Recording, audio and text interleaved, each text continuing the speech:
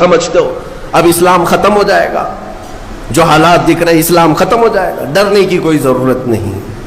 اس سے سخت حالات اس سے قبل بھی آئے ہیں، اور ایسے حالات آئے کہ اس وقت کسی کے پاس کوئی اسباب نہیں تھے۔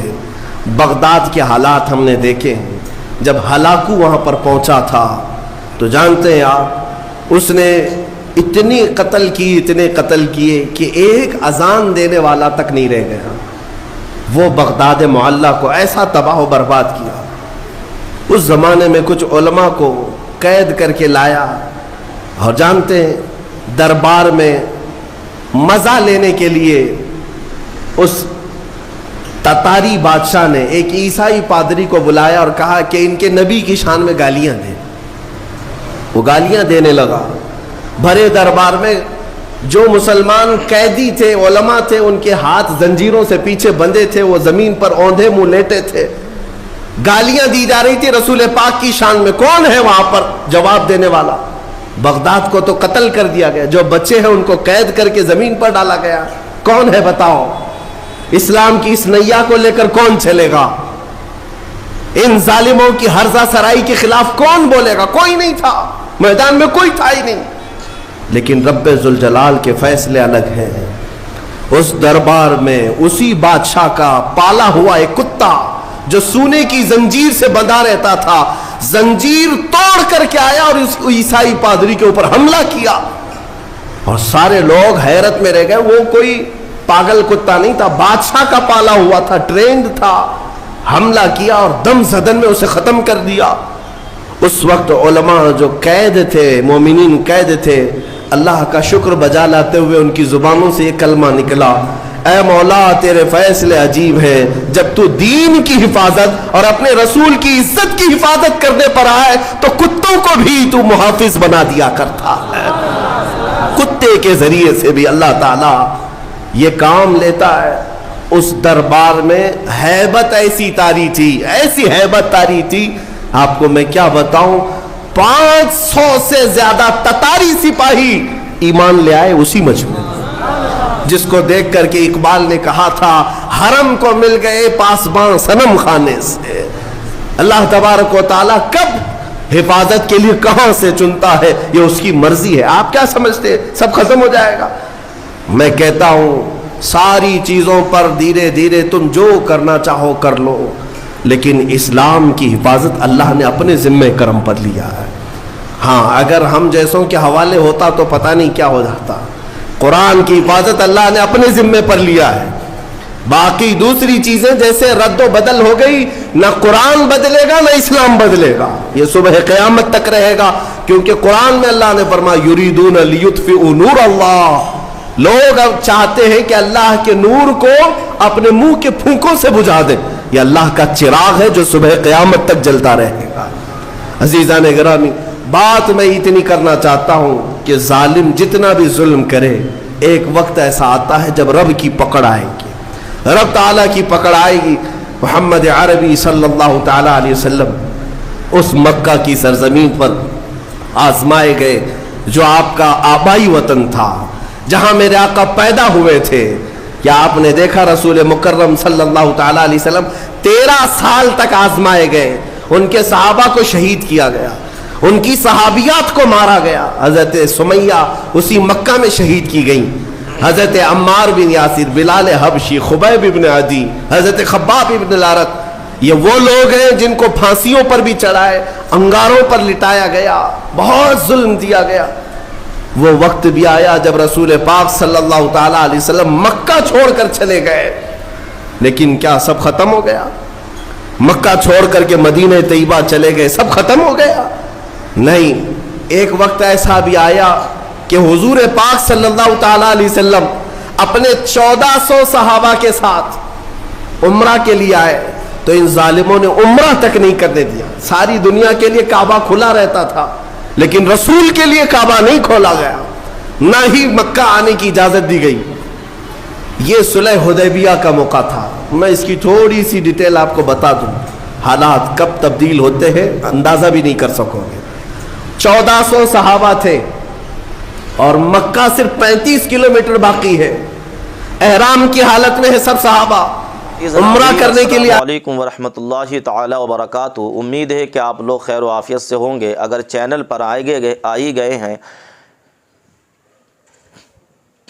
عزیز ناظرین، السلام علیکم ورحمۃ اللہ تعالی وبرکاتہ. اگر آپ ہمارے چینل سے جڑ ہی گئے ہیں تو عرض یہ ہے کہ آپ لوگ اس ویڈیو کو مکمل سن لینا. پیارے دوستو، مفتی سلمان اظہری، جو کہ ساری دنیا جانتی ہے مفتی سلمان اظہری کو کہ کس طریقے سے کفر کے سامنے بندہ ڈٹا رہا.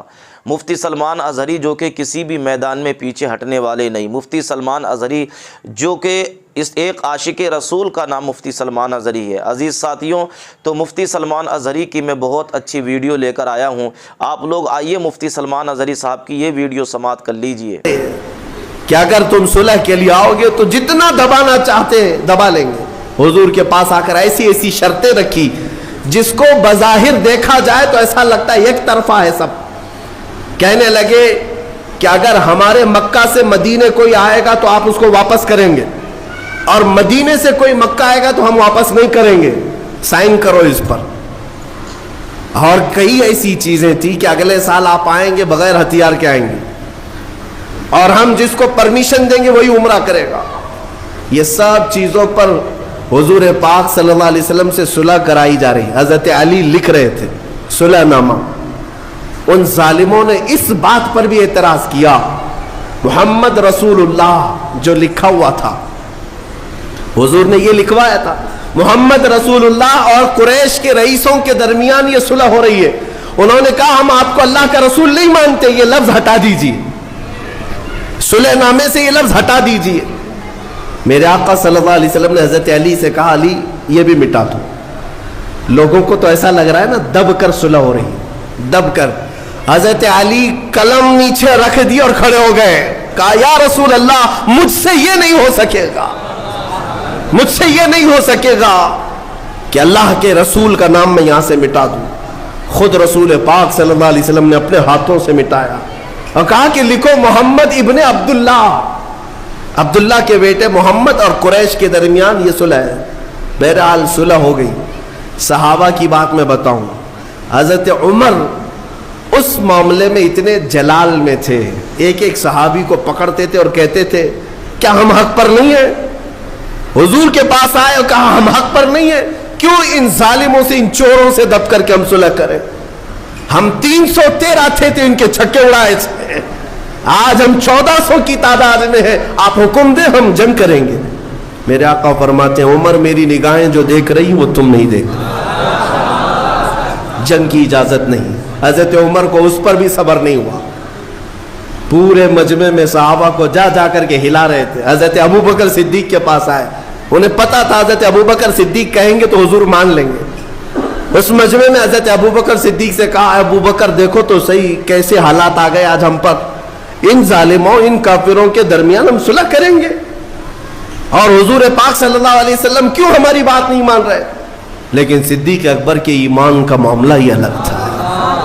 انہوں نے یہ نہیں کہا ہاں عمر تم صحیح کہہ رہے ہو، بلکہ یوں کہا الزم غرضک یا عمر، اے عمر اپنی زبان سنبھال لو، تم جس کے بارے میں بات کر رہے ہو وہ اللہ کا رسول ہے، وہ اپنے پیٹ سے فیصلے نہیں کرتے بلکہ وہ جو کرتے ہیں وہ وحی الہی سے کرتے ہیں. بہرحال صلح نامہ لکھا گیا، صحابہ احرام وہی کھول دیے اور چلے گئے، سر جھکائے گئے. آپ کو میں بتاؤں حالت ایسی تھی، یہ پہلا موقع تھا حضور پاک صلی اللہ علیہ وسلم باہر آئے، صحابہ سے کہا اپنے اپنے بال منڈا لو، عمرہ ہوا نہیں ہے لیکن بال حلق کر لو. ایک بار حضور نے فرمایا کوئی نہیں اٹھے. دوسری مرتبہ حضور نے پکار کر کہا سب اپنے اپنے بال منڈا لو، چلو مدینے چلنا ہے. کوئی نہیں اٹھے. تیسری مرتبہ حضور نے فرمایا کوئی نہیں اٹھے. نافرمانی کے لیے نہیں، صحابہ کے دل میں اس وقت تک یہ انتظار تھا کہ اللہ کا کوئی حکم آئے گا اور جنگ کی اجازت ہو جائے گی. انتظار میں تھے صحابہ، اٹھ نہیں رہے تھے. حضور پاک غمگین ہو کر اپنے خیمے میں آئے. ام سلمہ حضور کی زوجہ اس وقت ساتھ میں تھی. حضور پاک نے فرمایا میرے صحابہ نے آج تک ایسا نہیں کیا، آج میں نے 3 مرتبہ پکارا کوئی اٹھنے کو تیار نہیں. حضرت ام سلمہ کہتی یا رسول اللہ وہ بھی آپ کی محبت میں نہیں اٹھ رہے ہیں، یہ نہیں ہے کہ نافرمانی ہے، बल्कि उन्हें इंतजार है शायद कोई और हुक्म आ जाए। और फिर मैं समझता हूं उम्मे सलमा रज़ियल्लाहु ताला अन्हा के बारे में कहा गया है सबसे ज्यादा अकल वाले मशवरे औरतों में किसी के थे तो वो उम्मे सलमा के थे। हजरत उम्मे सलमा ने कहा, या रसूल अल्लाह, आप उनसे क्यों कह रहे हैं कि सर मुंडा लो, सर मुंडा लो? या रसूल अल्लाह, आप अपने खीमे से बाहर निकले, आप अपना सर मुंडा लें, अपना सर हलक कर लें। हुजूर पाक ने उनकी बात को तस्लीम किया और बाहर आए। जब अपना सर हलक कर लिया तो सारे सहाबा समझ गए अब इसके बाद कोई हुक्म बदलने वाला नहीं है। हुजूर ने कर दिया, हो गया खत्म, अब कोई हुक्म बदलने वाला नहीं, सब हलक कर लिए। मैं ये बात इसलिए कह रहा हूं कि हालात ऐसे बताते हैं कि हमें लगता है कि हम दब गए, हम मर गए, अब हमारा कुछ नहीं होने वाला है। लेकिन नबूवत के एजाज को तुम नहीं समझते। वापस मदीने गए, ये 6 हिजरी का मामला था, 7वीं हिजरी आई, 1 साल नहीं गुजरा, 1 साल नहीं गुजरा, कुरान में अल्लाह ने सूरह फतह जो नाजिल फरमाई। अल्लाह फरमाता है, लक़द सदक़ल्लाहु रसूलहु रुया बिल हक़ लतदखुलुन्नल मस्जिदल हराम इंशाअल्लाह आमिनीन मुहल्लिकीन रुऊसकुम व मुक़स्सिरीन ला तख़ाफून। अल्लाह फरमाता है अल्लाह अपने रसूल के ख्वाब को सच करेगा। अन करीब अल्लाह चाहे तो ये सब के सब मस्जिद हरम में दाखिल होंगे, मस्जिद हरम में अमन के साथ दाखिल होंगे। ये आयत पहले नाजिल हुई, 7वीं हिजरी आई, मेरे आका दूसरे साल उम्रा के लिए निकले। इस वक्त 10,000 सहाबा साथ में थे, पिछले साल 1400 थे, 10,000 सहाबा साथ में थे।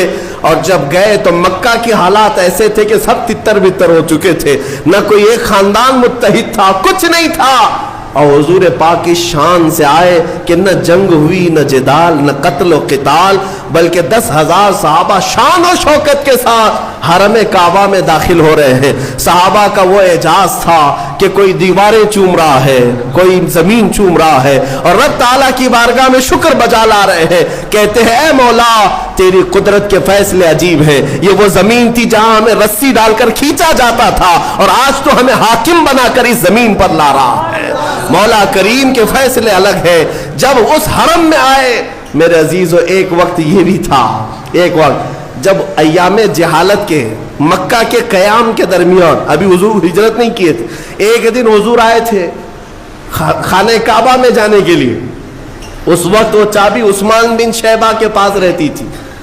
उस्मान बिन शैबा कुरैश के एक मुअज़्ज़ज़ आदमी थे लेकिन ईमान लाए हुए नहीं थे। हुजूर ने फरमाया उस्मान चाबी दे दो, मैं काबे के अंदर जाऊं। उन्होंने कहा तुम हमारा दीन छोड़ चुके हो, तुम्हें काबे में मैं अंदर जाने नहीं दूंगा। सारे बड़े लोगों को जाने की इजाजत थी, मेरे रसूल को नहीं। हुजूर पाक ने फरमाया उस्मान ठीक है, एक दिन आएगा ये चाबी मेरे हाथ में, मैं जिसे चाहूंगा उसे अता करूंगा। उस्मान कहते हैं कि उनकी बात से मुझे डर भी लगा और फिर सोच भी रहा था ये इतना बड़ा जुमला कह रहे आज। अच्छा कीजिए, अपनी आखिरत सवारिए, मौत एक दिन आनी है, चाहे इज्जत से मरो या जिल्लत से मरो। अजीज साथियों, तो यह वीडियो आप लोगों को अच्छी लगी होगी। अगर मुफ्ती साहब की बातों से आपको इत्तिफाक है तो अगर आप मुफ्ती साहब से मोहब्बत करते हैं तो वीडियो को लाइक कीजिए और इस वीडियो को शेयर कीजिए। अस्सलामु अलैकुम वरहमतुल्लाहि वबरकातुहू।